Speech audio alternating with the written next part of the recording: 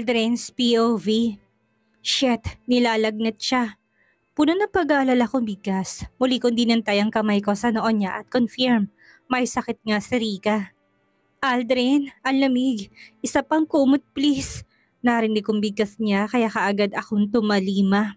Kumuha ako ng isa pang kumot at kaagad na itinakip sa balot na balot niyang katawan. Inayos ko pa siya sa pagkakahiga. Hindi ko napigilan ang higit na mag-alala lalo nang mapansin ko na sobrang pula ng kanyang mukha. Bakit hindi mo kaagad sinabi sa akin na masama palang pakaramdam mo? Sandali, magluluto lang ako ng kahit noodles para malagyan ng laman ng sikmura mo. Kailangan mo makainom ng gamot. Bigkas ko at akmang aalis na sana pero mabilis niya akong nahawakan sa laylayan na aking t-shirt. Hindi naman ako nakagalaw. Wag mo akong iiwan please. Mahinang bigkas niya. Wala sa sariling muli ako napatitig sa kanyang mukha at hindi ko napigilan ang mapalunok ng sarili kong laway nang matitigan kong namumungay niyang mga mata. Marahas akong napabuntong hininga para magising ang diwa ko sa katotohanan na si Rika lang itong nasa harapan ko.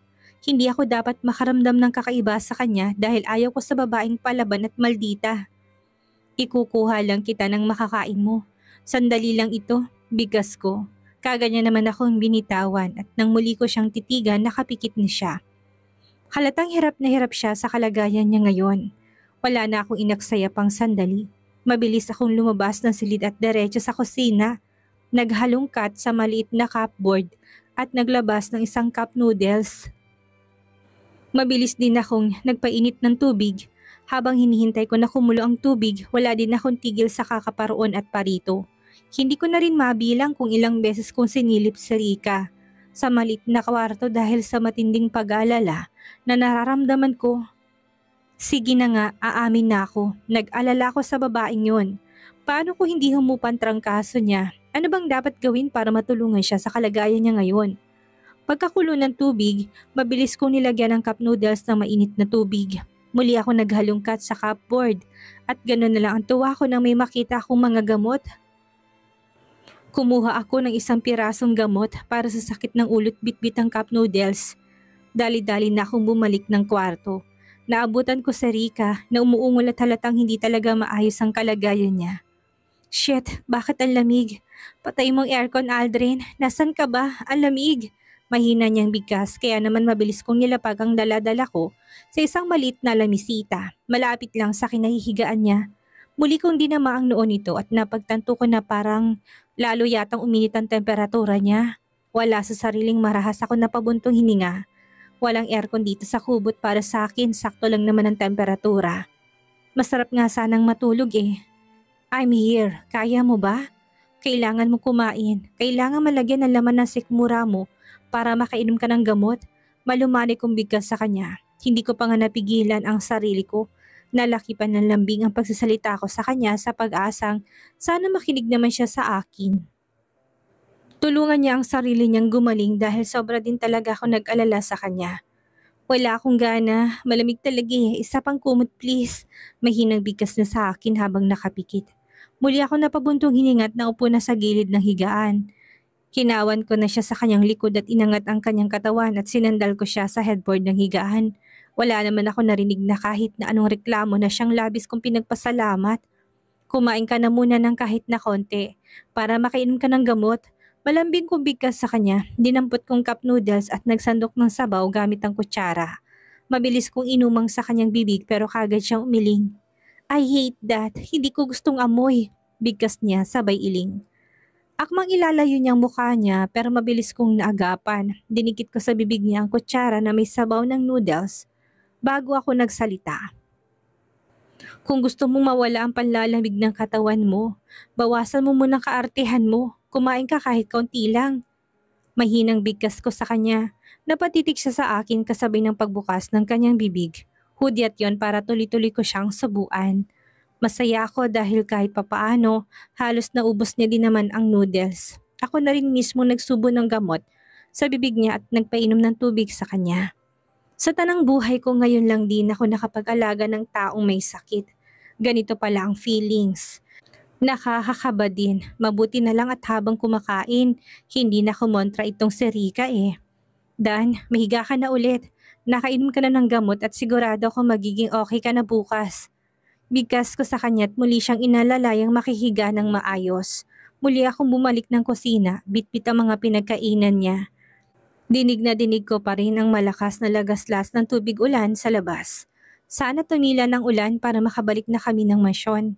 Hindi din kasi ako sigurado kung kaya bang pagalingin si Rika ng paracetamol na ibinigay ko sa kanya. Parang mas gusto kong madala na lang siya sa ospital para matignan ng doktor at marisetehan ng tamang gamot. Dahil naistorbo na ang tulog ko, nagpa siya ako magtimpla na lang na muna ng kape. Mukhang hindi na ako makakatulog dito. Nang marinig ko naman ang mahinang pag-ungol ni Rika, tinatawag niya din ang pangalan ko. Kaya naman mabilis ako napatayo at naglakad pabalik na silid. Aldrin, ang lamig talaga. Heater, buksan mong heater please. Bigkas niya habang kapansin-pansin ang panginginig ng buo niyang katawan. Hindi ko naman malaman ang gagawin ko hanggang sa nagpa siya ako maghubad ng damit. Walang heater at nilalamig si Rika, kaya naman katawan ko na lang ang gamitin niya bilang pampainit sa nilalamig niyang katawan. Maliit ang higaan pero kasya naman kaming dalawa basta magkadikit lang kami. Hinawi ko na munang makapal na kumot na nakatakip sa katawan ni Rika bago ako mabilis na nahiga sa tabi niya. Tinakpan ko muna ng kumot ang buo naming katawan bago ko siya mahigpit na niyakap. Malamig pa rin ba? Sumiksik ka pa sa akin kung nilalamig ka pa rin. Bigkas ko sa may punong tenga niya. Hindi ko pa napigilan na mapapikit ng mami ko normal scent niya. Para kasing kumikiliti yun sa buo kong pagkatao. Wish ko lang na sana hindi ako makatanggap ng tadyak bukas na umaga mula sa kanya dahil sa ginagawa kong ito. Rika's POV. Nagising ako na mabigat ang pakiramdam ko. Pagmulat ko ng aking mga mata, bahagya pa ako nagtaka dahil hindi familiar na lugar ang una kong nasilayan. Tumambad sa mga mata kong isang pawid ng bubong. Hindi ko napigilang mapasapo sa aking ulo nang maramdaman kong masakit iyon. Mainit ang paghinga ko at masakit din ang lalamunan ko. Nasaan ako? Mahinang bigas ko't akmang babangon na sana. Kaya lang pakiramdam ko'y parang may nakadagan sa akin. Wala sa sariling napabaling ang tingin ko sa tagiliran ko at ganun na lang ang palalaki ng mga mata ko nang mapansin ko hindi ako nag-iisa dito sa kama. May katabi ako habang para siyang ahas na nakalingkis sa akin. Wala sa sariling napatitig ako sa mukha nito at ganun na lang ang gulat ko nang masilayan ko mahimbing na natutulog na si Aldrin. Parehong balot ang aming katawan ng kumot kaya kagad kong pinakiramdaman ang sarili ko. Nakahinga ako ng maluwag dahil liban sa pananakit ng ulo ko at panghihina, wala naman akong ibang nararamdaman. Ayos naman ang lahat at mukhang hindi niya naman ako pinagsamantalahan. Nakadikit na halos ang kanyang mukha sa pisngi ko at ramdam kong mainit ng hininga na dumadampi sa pisngi ko. Hindi ko tuloy mapigilan ang mapalunok na sarili kong laway. Bakit ba napakagwapo niya? Wala man lang tapon sa mukha niya. Hindi rin halatang dito siya sa hasyenda lumaki. Kung gwapong nauna kong crush na si Corton Montelibano, mas gwapo yata tong si Aldrin. Matikas ang pangangatawan at hindi din siya mukhang suplado kagaya ni Corton. Nagkataon lang talagang hindi maayos ang una naming pagkikita nitong si Aldrin. Kaya halos hindi kami magkasundo. Wala sa sariling naiangat kong aking kamay. Para kasing may naguutos sa kaloob-looban ko na haplusin ang kanyang pisngi. Haplos lang naman. Saka gusto kong dami ng ilan sa mga bigote na nakakatubo lang sa kanya. Ano kayang feeling kapag mahawakan ang kanyang muka? Or ang kanyang matangos na ilong at mamula-mulang labi? Hays, nababaliw na yata ako. Imbis na magalit ako sa kanya dahil nakalingki siya sa akin, ngayon nang walang pasabi pero parang nagugustuhan ko naman. Komportableng-komportable ako at kay sarap sa pakiramdam ang init na nagmumula sa kanyang katawan. Parang ayaw ko na tuloy matapos ang sandaling ito. Sana wag na muna siyang magising. Gusto ko pa siyang titigan eh. Ang sarap niya kasi sa mata. Akmang dadampi na sana ang palad ko sa pisngi niya nang mapansin kong pagdilat ng kanyang mga mata. Kaagad naman akong napaayos ng higa dahil sa pagkagulat.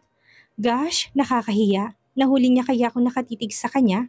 Baka kung anong isipin ng taong ito sa akin. Pasikat pa naman ito minsan. Baka sabihin niya pinagnanasaan ko siya. Kamusta ang pakiramdam mo? Maayos ka na ba? Kaagad na tanong niya sa akin. Lalo naman ako nakaramdam ng pagkailang. Lalo na't naamoy kong kanyang mabangong hininga. Sasagot ba ako? Baka mamaya bad breath na ako eh. Kakainggit siya ha. Kahit na bagong gising siya pero ang bango pa rin ng hininga niya. Ay, epekto ba yan ng mataas na lagnat kagabi kaya hindi ka na makasagot ngayon? Narinig kong bigkas niya kasabay ng dahan-dahan niyang pagtanggal sa pagkakalingkis sa akin. Hindi naman ako nakaimik. Nagkunwari akong walang narinig, lalo na't sobrang lakas na ng kabog ng dibdib ko ngayon. Naramdaman kong paggalaw niya at ang dahan-dahan niyang pagtanggal ng kumot na nakatakip sa aming katawan. Wala sa sariling napanganga ako nang mapansin kong tuluyan na siyang nakabangon. Wala siyang damit pang itaas at tanging cotton shorts lang ang suot sa pang-ibabang bahagi ng katawan niya. Sa naisip kong iyon, dali-dali akong bumangon ng kama. Pinakiramdaman kong sarili ko at ganun na lang panlalaki ng aking mga mata. Naliban sa maluwag na t-shirt na suot ko, wala na akong ni isang saplot sa katawan. Gosh, pinagsamantalahan niya ako. Nagtalik ba kami? Kaya ako nakakaramdam ng panghihina ngayon? Pero hindi naman masakit yung ano ko. Ay, oo nga pala kasing laki nga ng palito ng posporo yung sa kanya. Wala sa sariling marin ako napapikit ng aking mga mata at sa muling pagdilat. Likod ni Aldrin ang una kong nasilayan. Kaagad na naningkit ang aking mga mata sa isiping pinagsamantalahan niya na naman ako katulad noong nasa hotel kami. Aldrin, anong ginawa mo sa akin? Paano kung mabuntis ako? Hindi ko na napigilan pang kumprontahin siya. Pigil ko sarili kong mapaiyak. Kainis, may nangyari ba sa amin kagabi? Bakit wala akong nararamdaman? Kung gaano kalaki ng katawan niya, siyang lit naman yata ng pototoy niya. May nangyari talaga siguro dahil nagising akong walang suot na panty. Are you kidding me? Wala ka bang naalala kung ano nangyari kagabi at kung ano-ano na naman yung mga binibintang mo sa akin? Naiinis na bigkas niya sa akin kasabay ng pagbaba ng tingin niya sa may legs ko. Napasin ko pang paggalaw ng Adam's apple niya habang nakatitik sa legs ko, kaya hindi ko na napigilan pang sarili ko. Mabilis ko siyang itinulak na siyang dahilan kung bakit siya nawala ng balanse at diretso siya sa sahig na kawayan ng kubo. Bastos, ginawan mo na ako ng masama habang tulog ako. Manyak! Galit kong sigaw at mabilis na bumaba ng higaan. Shit, Eureka! Ano bang ginawa ko? Hanip na yan? Imbis na magpasalamat ka sa akin sa pagmamagandang loob ko kagabi. Ito pang magiging ganti mo sa akin? Hanip ka din galit naman na bigkas ni Aldrin. Habang hawak niyang kanyang pang-upo, napasama yatang pagbagsak niya kaya umaaray siya sa sakit ngayon. At bakit ako magpapasalamat sa'yo, manyak ka? Kinasal lang tayo pero hindi ibig sabihin na pwede mo nang gawin lahat ng gusto mo. Galit kong sigaw sa kanya. Sa sobrang galit ko, dinuro ko pa siya habang dahan-dahan siyang tumatayo. Galit naman akong tinitigan sa mga mata bago siya nagsalita. Ano bang pinagsasabi mong babae ka? Gaano ba kapuro lang kukote mo para pag-isipan mo na minamanya kita kagabi? Galit na angil niya sa akin. Lalo namang sumiklab ang galit sa puso ko dahil sa sinabi niya. Imagine, sino nagbigay ng karapatan sa kanya para sabihin na mapurol ang utak ko. Kahit sila mommy at daddy, hindi ako sinabihan ng ganun. Kung hindi mo ko minanya kagabi, bakit wala kang damit pang itaas at bakit wala akong suot na panty? Aber, magpaliwanag ka Aldrin. Maganda na nagkakalinawan tayo. Galit kong singhal sa kanya. Lalo namang nagdilim ang ekspresyon ng kanyang mukha. Galit akong tinitigan sa mga mata at inisang hakbang ang pagitan naming dalawa at hinawakan ako sa magkabila ang balikat at matiim akong tinitigan sa mga mata. Talagang iniisip mo na may nangyari sa atin kagabi? Sa palagay mo ba, papatol ako sa isang babaeng kagaya mo? Natalo pang machine gun sa kakaratatat? Galit na bigkas niya sa akin. Hindi ko naman mapigilan ang makaramdam ng kaba. Ngayon ko lang kasi siya nakitang galit na galit Kulang na lang lapain niya na ako sa sobrang galit na nararamdaman niya sa akin. Paano ipapaliwanag na nagising ako kaninang nakalingkis ka sa akin? Tapos wala kang suot na t-shirt, tapos wala akong panty. Kahit grade 1 pupil, hindi maniniwalang walang nangyari sa atin kagabi Bigkas ko sa kawalan ng masasabi, kagad naman siyang napaismid. Basang-basa ka ng ulan kagabi, Rika. Hindi ko nga alam na wala kang suot na panty kagabi Nilagnat ka kabit kung hindi pa ako naglakas loob na yakapin ka. Baka hindi ka nakatulog ng mahimbing kagabi. Seryosong bigkas na sa akin. Bakas pa rin sa boses niyang inis kaya hindi ako nakaimik. Bigla akong napaisip. Oo nga pala, bakit hindi ko naalala? Sinuo nga pala namin ang ulan kahapon kaya nandito kami sa kubo. Puro kasi paghanga para sa kanya tumatakbo sa isipan ko. Pagkagising ko pa lang kanina kaya hindi ko naisip kung paano nga ba kami napadpad sa kubo na ito. Pero bakit nahubad? Mali ko ba naman na may pagkamanyakis ka at habang tulog ako ginawa mo ng maitim na balak mo sa akin? Bigkas ko sa kawalan ng masabi. Tsk, ibang klase ka rin no, imbis na mag-sorry ka sa akin sa ginawa mo, gusto mo talaga akong lumabas na masama ha? Iniisip mo ba talaga na may nangyari sa atin kagabi? Iniisip mo ba talaga na pagnanasaan kita? Bigkas niya habang titig na titig sa aking mga mata. Lalo naman ako nakaramdam ng pagkailang at kagad na nag-iwas ang tingin sa kanya. Malay ko ba naman? Baka masyado lang malitang putotoy mo kaya wala akong nararamdaman. Mahinang bigkas ko. Sapat lang para marinig niya at kaagad ko napansin ang biglang paniningkit ng kanyang mga mata. So, iniisip mo na may ginawa ko sa'yo kagabi. Saka anong sabi mo? Malitang patotoy ko? Saan mo nakuhang balitang yan? Nakangisi niyang tanong sa akin. Kung kanina parang gusto niya na akong lapain.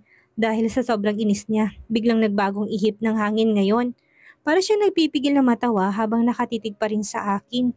Kulang na nga lang magkaamuyin na kami ng hininga dahil sa sobrang lapit ng mukha niya sa mukha ko. Ano bang dapat kong isipin? Nagising ako magkatabi tayo sa kama at wala kang damit pang itaas. Kahit sinong makakita sa atin sa ganitong sitwasyon, mag-iisip talaga ng masama. Bigkas ko habang hindi ako makatingin ng diretso sa kanya. Gusto ko lumayo sa kanya dahil nailang ako sa mga titig niya pero parang bigla namang nawalan ng lakas ang tuhod ko. Maliit pala ha, kung may nangyari sa atin kagabi. Baka hindi ka na makatayo ngayon, Rika. Bigkas niya na kagad na ikinapanlaki ng mga mata ko. Naramdaman ko na lalo niyang idinikit ang kanyang katawan sa akin. Hindi ko mapigilan ang mapalunok na sarili kong laway. Nang hindi niya ang pangibabang bahagi ng kanyang katawan sa akin at ramdam ko na may bumubukol na matigas na bagay na sumasagi sa tiyan ko. Gusto mo bang makita kung gaano kalaki yung akin? Para naman tumigil na yung marumi mong utak. Sa kaka-imagine kung mapapaligaya ba kita sa kamari ka. Muling bigkas niya kaya hindi ko na napigilan pang mapalunok ng sarili kong laway. Ano yan? Bakit ang tigas? Wala sa sarili kong bigkas. Kagad na gumuhit ang mapang-asar ng ngiti sa labi niya at mabilis akong binitawan. Kagad na rin siyang dumistansya sa akin. Wala sa sarili na patitig ako sa ibawang bahagi ng kanyang katawan at gano'n na lang ang gulat ko nang mapansin kong bumubukol sa bahaging yon. Gusto mo bang makita? Willing ako ipakita sa iyong alaga ko para naman may maniwala ka sa akin na wala akong ginawa sa iyo kagabi. Nakangisi niyang bigkas sabay hawak sa garter niya sa kanyang suot na shorts. Dahan-dahan niyang binabayon kaya wala sa sariling napatakip ako sa mga mata. Bastos! Manyak! Galit kong sigaw sabay talikod sa kanya. Isang malakas na halakak naman ang narinig kong kaagad na pinakawalan ni Aldrin. Parang gusto ko namang magpapadyak sa sobrang inis. May sakit ka kagabi at nagrereklamo ka ng malamig kaya ginamit kong katawan ko. Bilang heater mo tapos ako pa itong lumalabas na masama. Kapag nagkasakit ka ulit, hindi na talaga kita tutulungan. Bahala ka. Narinig ko muling bigkas ni Aldrin. Tahimik akong nakaupo dito sa mesa habang hinihintay ko na kumulong iniinit niyang tubig. Medyo mainit pang pakiramdam ko pero kaya ko na. Siguro konting pahinga na lang at magiging maayos din ang lahat. Hindi pa rin kami pwedeng umuwi ng mansyon dahil wala yatang balak tumila ang ulan. Madilim din ang paligid at wala daw ang kabayo. Pinakawalan niya kasi kagabi nang lumakas daw lalo ng ulan kaya ang ending, kailangan naming manatili dito sa kubo. Grabe, pangalawang araw ko pa lang dito sa Hacienda Montelibano. At ito nang nangyari.